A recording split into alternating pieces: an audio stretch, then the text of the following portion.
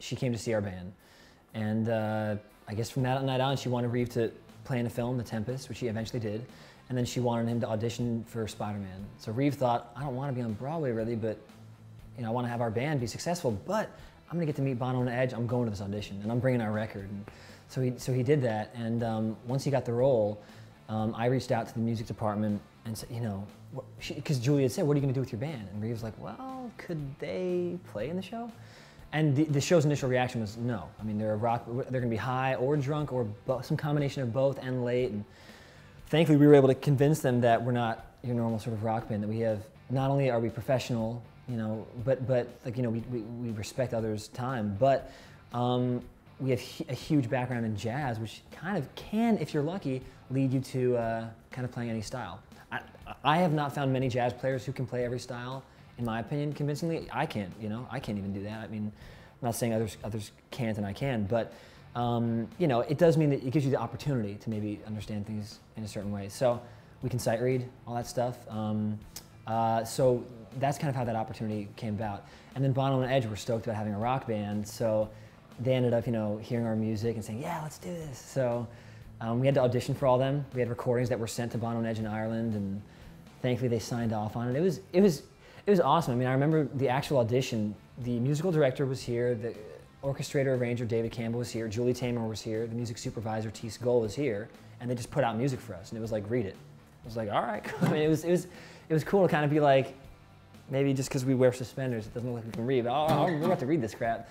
So it was definitely I'm really glad I went to college. Reeve is so passionate, I'm so passionate, and so when we get together, that's why Carney's my favorite thing to do.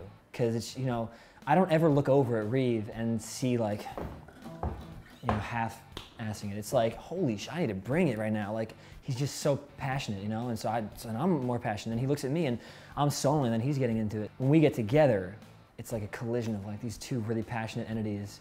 So, I mean, there's nothing like it. I mean, the last show we played was Carney opened for U2, you know, July of last year, and it was like, dang. It was crazy. Working with Edge was really fun for me because Reeve got to work more with Bono and Edge as well, but I got to, you know, Edge was very, because I played lead guitar in the show, so it was really important for us to have a dialogue. And I mean, I learned a lot of like secret things he does. You know, I asked him, like, what do you think we should do for this intro? And he's like, let me get there. And he totally got the delay for me. He just went down on the ground. I'm like, oh, snap. Thanks. Okay. So, you know, he has a lot less feedback, 1 or 2, and the mix is a little bit higher, and obviously he had some modulation, and I was like, oh, snap, that's how he does it. So, I mean, I learned so much from him in that regard, and then seeing them live, Bono is just like, I mean, it's so sick. Their opening thing was, ground control to Major Tom, I'm stepping out, and they're just walking like I was like, oh my gosh, they're so amazing at, you know, capturing, they're so great at expressing what they're trying to have the audience capture. And so I hope to get better at that. That was what inspired me about them.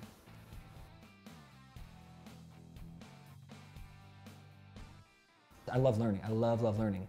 But I also don't normally worship anything or anyone. So I'm sort of like, I want to learn what they have to say. And Edge said something that was so interesting to me because it's literally the opposite of my approach. And instead of watching it and thinking like, well, he's so much better, or Jimmy Page is so much better, and I'm such an idiot, or whatever, I just thought, oh, interesting, I don't feel that way, but I love that he feels that way. And what he said was, he felt like everything that could be done on the guitar had been done, you know, between these frets, so he wanted to explore different sounds. And I'm like, wow.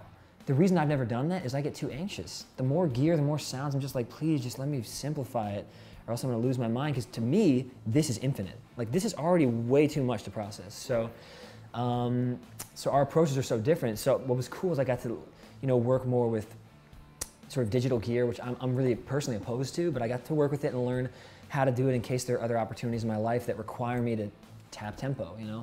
So that was awesome. But, you know, I didn't come through the process thinking I'm gonna put this into my bag of tricks.